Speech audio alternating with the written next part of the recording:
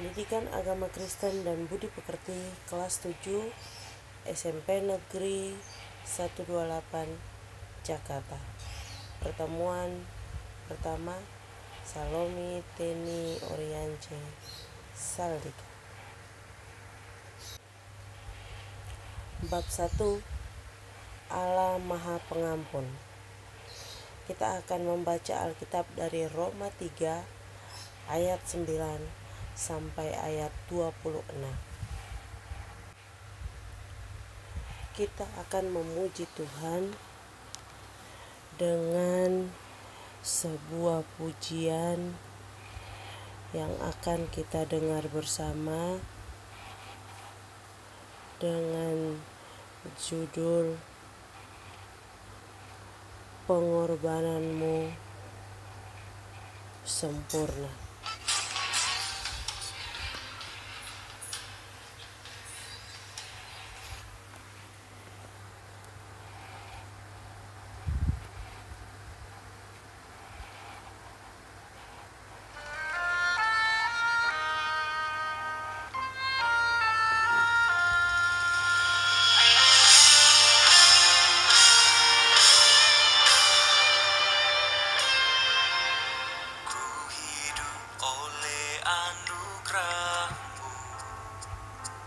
Yang terbaik ku terima darimu,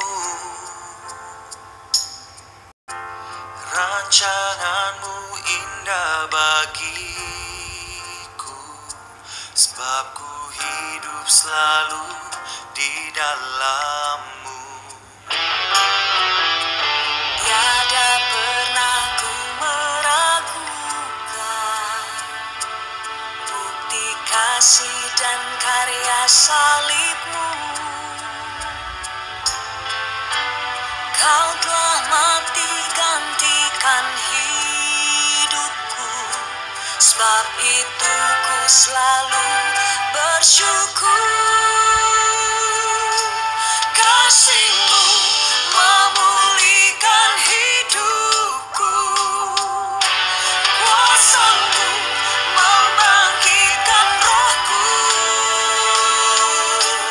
darah-Mu telah tercurah bagiku, pengorbananmu sempurna.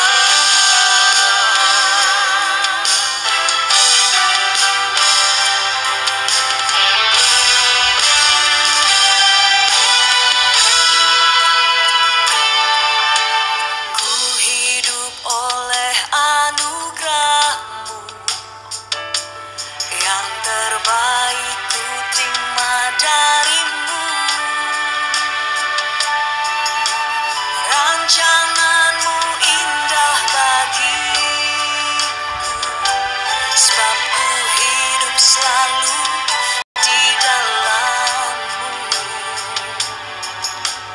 Tiada pernah ku meragukan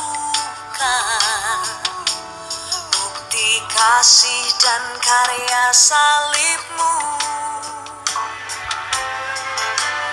Kau telah mati gantikan hidupku, sebab itu ku selalu bersyukur. Kasih-Mu memulihkan hidupku, kuasa-Mu membangkitkan rohku, darah-Mu telah tercurah bagiku, pengorbananmu sempurna.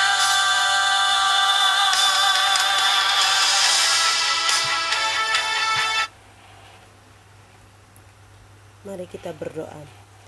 Ya Tuhan kami yang hidup, terima kasih untuk hari ini. Walaupun masih dalam keadaan pandemi COVID-19, tetapi kami masih bisa belajar. Kiranya pembelajaran kami yang dilakukan secara daring ini mampu memberikan hikmat kepada kami untuk menyikapi keadaan saat ini. Berkati kami ya Tuhan Yesus. Amin. silahkan menyaksikan video pada link YouTube yang di bawah ini dan tuliskan kesaksian pribadimu yang berisikan tentang memberi pengampunan atau permohonan pengampunan. Videonya harus ditonton. Pengertian pengampunan secara umum. Pengertian pengampunan secara umum. Menurut Kamus Besar Bahasa Indonesia, mengampuni atau pengampunan berasal dari kata dasar ampun, yang berarti pembebasan dari tuntutan karena melakukan kesalahan atau kekeliruan. Yang kedua, memaafkan. Jadi ketika kita mengampuni atau orang mengampuni, memberikan informasi kepada kita bahwa yang pertama, mendengar kata mengampuni berarti bersinonim dengan kata maaf atau ampun sama dengan maaf. Kedua, mengampuni artinya memiliki kesediaan memaafkan kesalahan orang lain dan tidak akan mengungkitnya lagi. Kata mengampuni dalam bahasa Inggris dijelaskan dalam dua kata, yaitu pardon dengan arti pengampunan, grasi, maaf, atau forgiveness yang berarti mengampuni, kemauan untuk mengampuni. Jadi dari penjelasan Kamus Besar Bahasa Indonesia dan kata bahasa Inggris, kamu silahkan mencatat pertanyaan ini dan menjawab di buku tulis. Apa kesimpulan yang dapat diambil dari penjelasan kata mengampuni dari Kamus Besar Bahasa Indonesia dan Bahasa Inggris?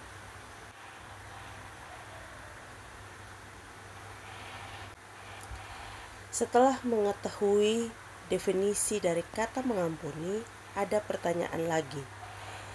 Coba dijawab. Pertama, mengapa mengampuni bukan perkara yang mudah?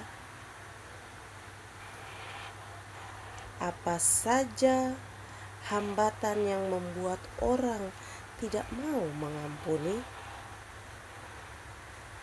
Apa salahnya manusia menurut kalian? Mengapa manusia harus diampuni? Bagaimana kalau manusia tidak diampuni? Silahkan dicatat di bukumu pertanyaan-pertanyaan ini, kemudian dijawab di buku tulismu. Baiklah, kita akan belajar lagi pengampunan menurut Alkitab. Ya, yang pertama pasti kitab Perjanjian Lama. Kalian silahkan memperhatikan penjelasan dalam buku Pendidikan Agama Kristen kelas 7 halaman 3. Dalam Perjanjian Lama, kata mengampuni menggunakan 3 kata, yaitu kapar, nasa, salak. Silahkan kamu baca pengertiannya di bukumu. Jadi dalam Perjanjian Lama, setiap pengampunan dosa ada harga yang harus dibayar.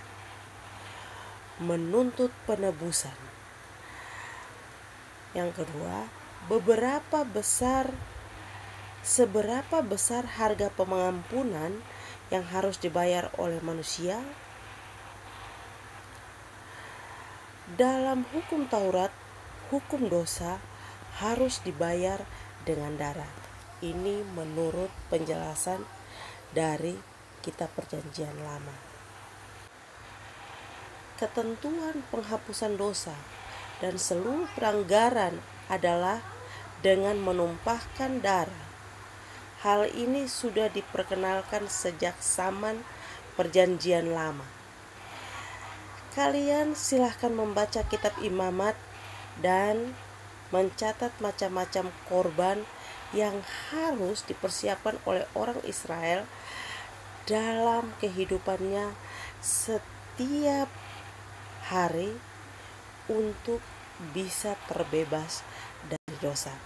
Ayat-ayat ini harus dicatat, kemudian harus dibaca untuk mengerti apa nama setiap korban pada ayat-ayat ini. Jadi, dalam perjanjian lama, supaya tidak berdosa, apa yang harus dilakukan? Berapa banyak korban yang harus diberikan supaya kamu tidak hidup dalam dosa? Apa yang harus diterima oleh orang berdosa menurut Yehezkiel 8 ayat 20? Silakan ditulis dan dikerjakan. Setelah mengetahui definisi dari kata mampuni, ada pertanyaan lagi. Coba dijawab lagi.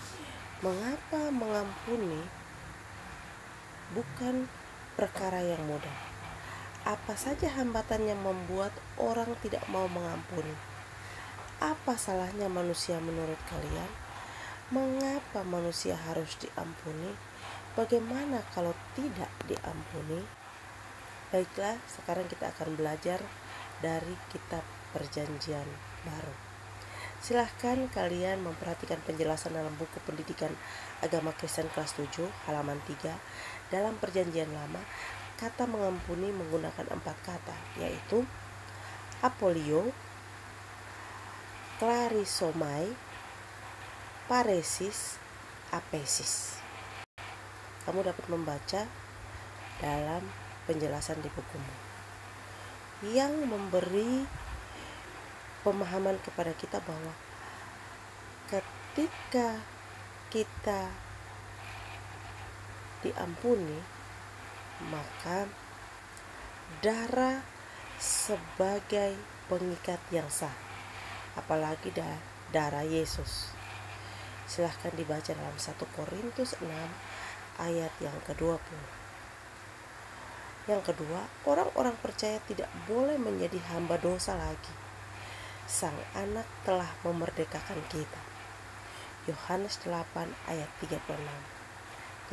Dan yang ketiga, karena itu pengampunan dosa yang kita terima adalah sebuah anugerah.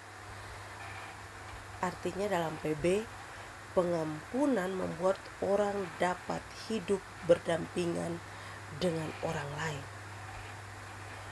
Ketika orang diampuni, maka kita juga sanggup mengampuni orang lain. Yang ketiga, mengampuni harus ikhlas. Yang keempat, mengampuni orang lain sama seperti Kristus mengampuni kita. Kalian bisa membacanya di Lukas 6 ayat 37, Kolose 3 ayat 13, Matius 18 ayat 23 sampai 35. Yang menjadi pertanyaan, mampukah kita hidup damai dengan saudara kita, tidak bertengkar karena hal-hal sepele, televisi, makan, minum, dan lain-lain?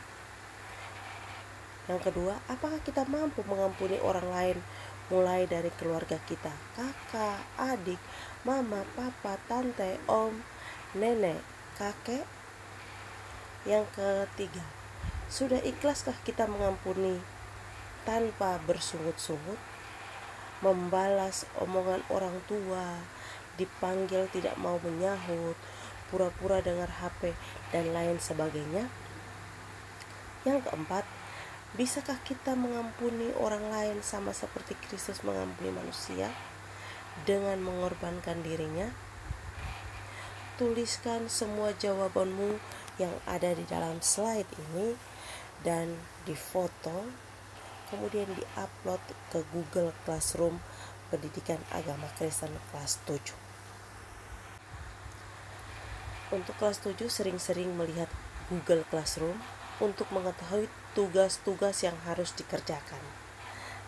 tetap melaksanakan protokol kesehatan, jangan lupa absen di kelas.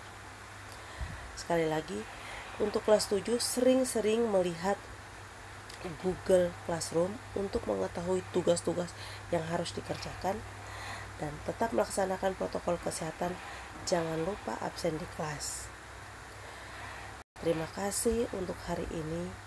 Silahkan berdoa untuk menutup pembelajaran ini. Tuhan Yesus memberkati. Shalom.